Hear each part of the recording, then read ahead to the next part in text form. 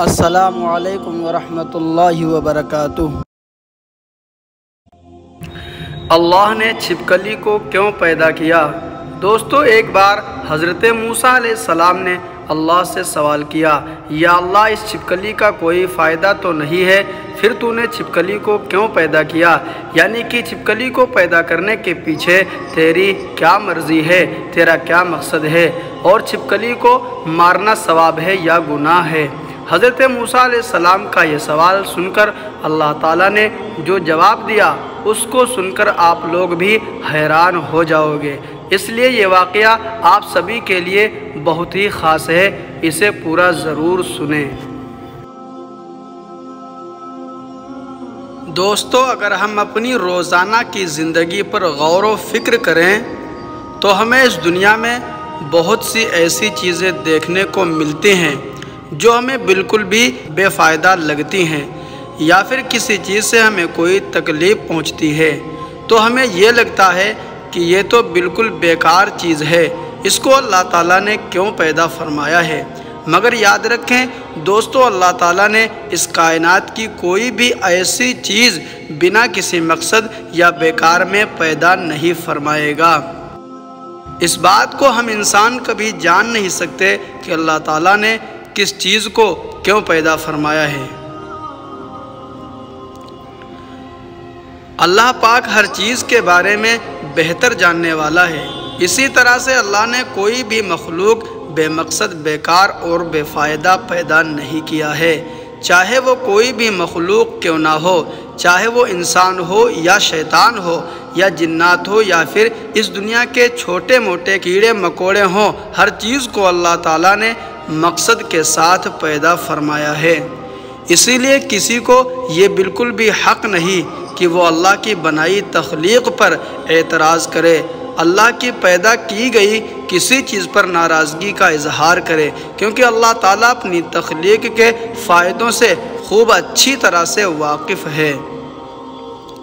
چاہے کوئی بھی چیز ہمیں کتنی بھی چھوٹی اور بیکار کیوں نہ لگتی ہو، دوستوں، جیسا کہ آپ سبھی لوگ اچھی طرح سے جانتے ہیں کہ حضرت موسیٰ علیہ السلام سے ہم کلام ہوا کرتے تھے، یعنی کہ اللہ سے باتیں کیا کرتے تھے۔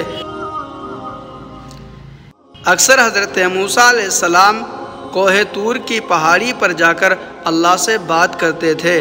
اس وقت اللہ تعالیٰ نے حضرت موسیٰ علیہ السلام کو اتنی ساری حکمت اور شفت عطا فرمائی جو انسان کے لیے ایک بہت بڑی نصیحت ہے اور صحیح طریقے سے زندگی جینے کے لیے بہت ہی فائدہ مند ہے۔ اسی طرح سے ایک مرتبہ حضرت موسیٰ علیہ السلام کوہ طور کی پہاڑی پر اللہ سے ہم کلام ہونے کے لیے گئے۔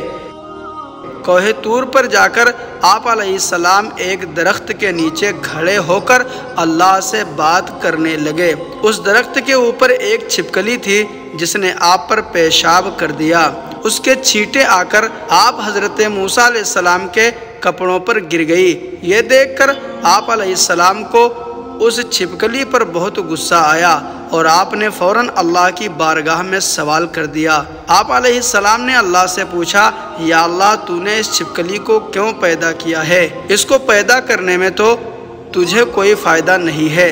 حضرت موسیٰ علیہ السلام کا یہ سوال سن کر اللہ تعالیٰ نے جواب دیا، اے موسیٰ، یہ چھپکلی بھی پچھلے 30 سالوں سے مجھ سے یہی سوال کر رہی ہے۔ یہ چھپکلی پوچھ رہی ہے کہ اے اللہ، تو نے اس موسیٰ کو کیوں پیدا کیا ہے؟ مجھے تو موسیٰ کا کوئی بھی فائدہ نظر نہیں آ رہا ہے۔ چھپکلی یہ سوال اس لیے کر رہی تھی کیونکہ حضرت موسیٰ علیہ السلام کو اس چھپکلی کو نہ تو کوئی دعوت دینی تھی، نہ تو تبلیغ کرنی تھی، نہ تو اس کو کوئی کھانا پینا دینا تھا، اس لیے وہ چھپکلی کو ان کا کوئی فائدہ نظر نہیں آ رہا تھا۔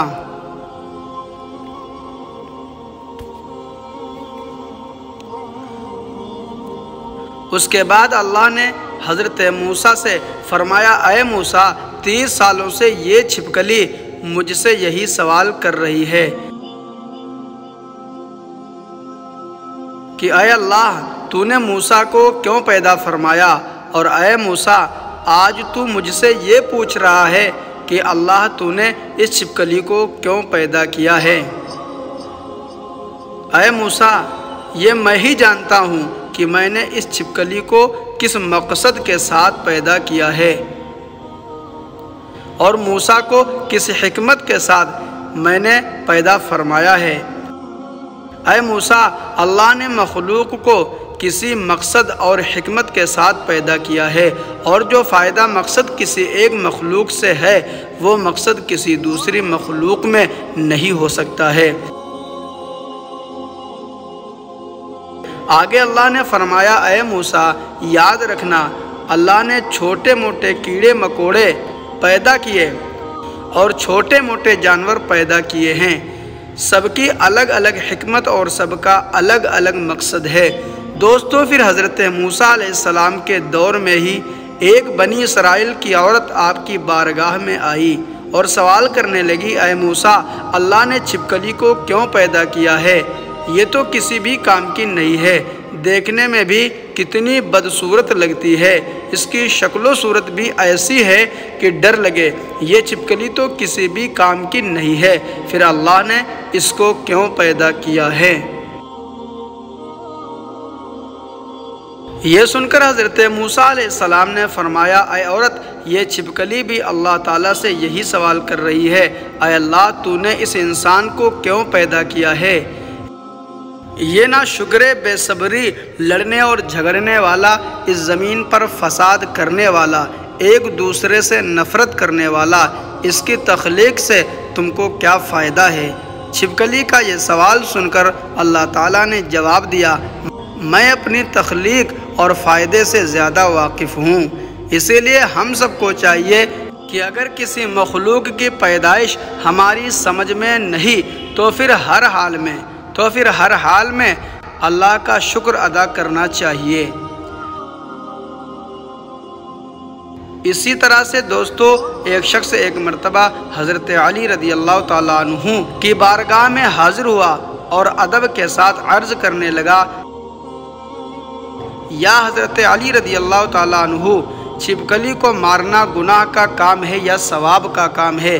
اس کے بعد حضرت علی رضی اللہ تعالیٰ عنہ نے فرمایا، اے شخص، یاد رکھنا اس زمین پر کچھ مخلوقات ایسی ہے جو انسانوں سے ناخوش ہے، اور وہ شیطان سے وعدہ کیے ہے کہ وہ انسان کو ہر طرح سے نقصان پہنچائیں گے، انہی میں سے ایک چھپکلی اور اس سے جڑے کچھ اور بھی مخلوقات ہیں۔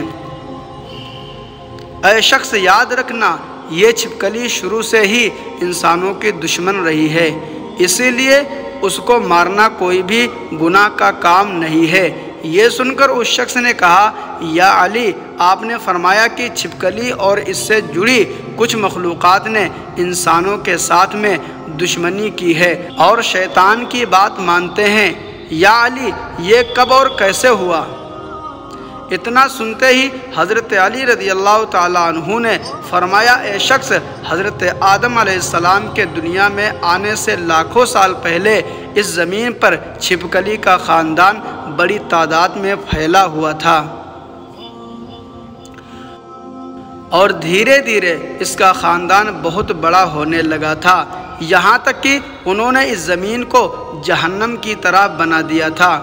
اس وقت اس چھپکلی کے خاندان نے اس زمین پر بہت زیادہ ظلم کیے، یہ دیکھ کر اللہ تعالیٰ نے اس زمین پر اپنا عذاب نازل کر دیا اور اس کی نسل کو ختم کر دیا، مگر اس وقت میں کچھ چھپکلی جو بہت چھوٹی تھی وہ بچ گئی، اور وہ اس زمین کے غار اور پانی میں جا کر چھپ گئی، پھر جیسے جیسے وقت گزرتا گیا وہ بچی ہوئی ہے۔